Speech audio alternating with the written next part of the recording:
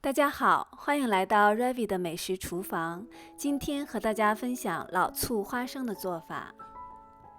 锅中倒入适量的油，不需要等油热，直接倒入洗净沥干水分的花生，小火慢慢的翻炒，炒至有部分的花生开裂，花生皮变成深红色，这个时候花生就已经炒好了。我一共用了10分钟。炒好的花生把它倒在一个比较平的盘子里，把花生尽量的摊平，这样它能更好的散热，这样花生才会变得更脆。接下来我们来熬糖醋汁，醋150克，糖100克，酱油30克。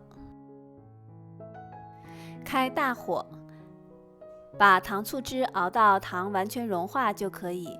如果你喜欢吃比较粘稠的，也可以多熬一会儿，但是不要熬得太稠了，否则就不容易拌开了。熬好之后，把糖醋汁晾凉。利用这个时间，我们来准备配菜。准备1/4个紫洋葱，切成丁。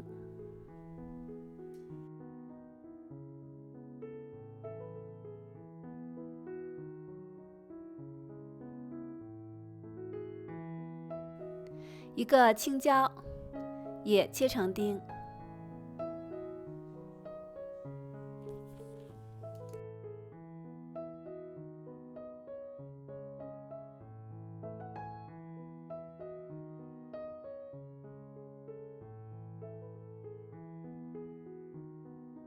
切好后放入碗中备用。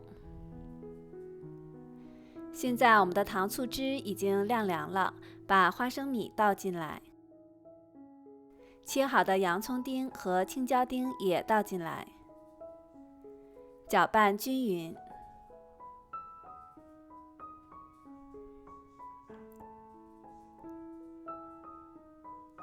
盛出。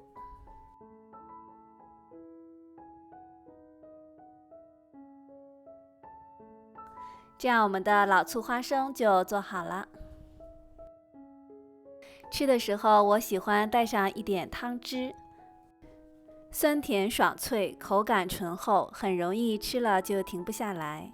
好了，今天的老醋花生就分享到这里，谢谢您的观看。喜欢我视频的朋友，欢迎点赞订阅，我们下次再见。